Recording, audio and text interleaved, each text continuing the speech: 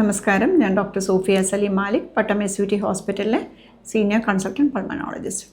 ഈ വരുന്ന മെയ് 6-നാണ് ലോക ആസ്മ ദിനം. ആസ്മയെ സംബന്ധിക്കുന്ന കുറച്ചു കാര്യങ്ങളാണ് ഞാൻ പറയാൻ പോകുന്നത്. ആസ്മ ഡേയുടെ പ്രസക്തി എന്തെന്ന് വെച്ചാൽ, ഈ ലോകമെമ്പാടും നമ്മൾ നോക്കിയാൽ ഉള്ള ശ്വാസകോശ രോഗങ്ങളിൽ ഏറ്റവും മുൻപന്തിയിൽ നിൽക്കുന്ന ഒരു പ്രശ്നമാണ് ആസ്മ. ആസ്മ നമുക്ക് ക്യൂറബിൾ ആയിട്ടുള്ള ഒരു ഡിസീസല്ല, പക്ഷേ അത് നമുക്ക് പ്രോപ്പറായിട്ട് ട്രീറ്റ്മെൻറ്റ് കൊണ്ട് കൺട്രോൾ ചെയ്ത് ജീവിത നിലവാരം പ്രോപ്പറായിട്ട് കൊണ്ടുപോകാൻ പറ്റുന്ന ഒരു അസുഖമാണ്. ലോകമെമ്പാടുമുള്ള കണക്ക് വെച്ച് നോക്കിയാൽ 13% ആസ്മ രോഗികൾ ഇന്ത്യയിലാണ് ഉള്ളത്. അപ്പം ഇന്ത്യയിൽ നമ്മൾക്ക് എല്ലാ നൂതന ചികിത്സാ വിധികളും ലഭ്യമായിട്ടുണ്ടെങ്കിലും ഈ ഇൻഹേലർ തെറാപ്പിയെ പറ്റി ഒരുപാട് തെറ്റിദ്ധാരണകളുണ്ട്. അപ്പോൾ അതുകൊണ്ട് ഇപ്രാവശ്യത്തെ ആസ്മ ഡേയുടെ theme make inhaler medications accessible to all എന്നാണ്. നമ്മൾക്ക് എല്ലാവരിലും ആസ്മ രോഗികളായ എല്ലാവർക്കും ഇൻഹേലർ മെഡിക്കേഷൻസിനെ പറ്റി അവർക്കൊരു ബോധവൽക്കരണവും അവർക്ക് ഇതെല്ലാം അവൈലബിൾ ആക്കാനുള്ള സാഹചര്യം ഒരുക്കുക എന്നുള്ളതാണ്.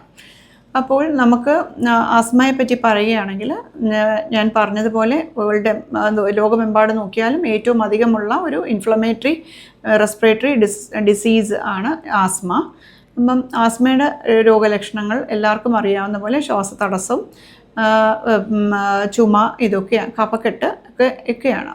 ഈ ആസ്മ ഉള്ളവരിൽ മിക്കവാറും അവർക്ക് അലർജിയുമാണ്. അലർജി വേഴ്സൺ ചെയ്തിട്ട് റണ്ണിങ് നോസ്, സ്നീസ്, കണ്ണ് ചൊറിച്ചൽ, ഇതൊക്കെ പ്രോഗ്രസ് ചെയ്തിട്ട് ശ്വാസതടസ്സത്തിലോട്ട് മാറുന്നതായിട്ടാണ് നമ്മൾ കണ്ടുവരുന്നത്.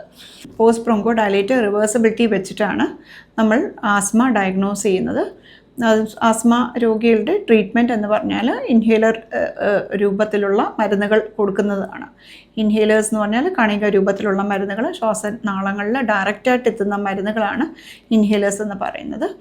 അത് ഇൻഹേലർ രൂപത്തിൽ കൊടുക്കുന്ന മരുന്നുകൾ നമുക്ക് ശ്വാസനാളം ഡയലേറ്റ് ചെയ്യുന്ന ബ്രോങ്കോ ഡയലേറ്റേഴ്സും സ്റ്റിറോയിഡ് ഗ്രൂപ്പിലെ മരുന്നുകളുമാണ്.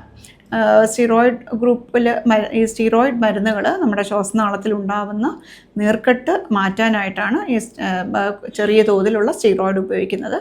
നമുക്ക് പാർശ്വഫലങ്ങൾ വളരെ കുറഞ്ഞ മരുന്നുകളാണ് ഈ ഇൻഹേലേഴ്സിൽ ഉപയോഗിക്കുന്ന സ്റ്റീറോയിഡ്.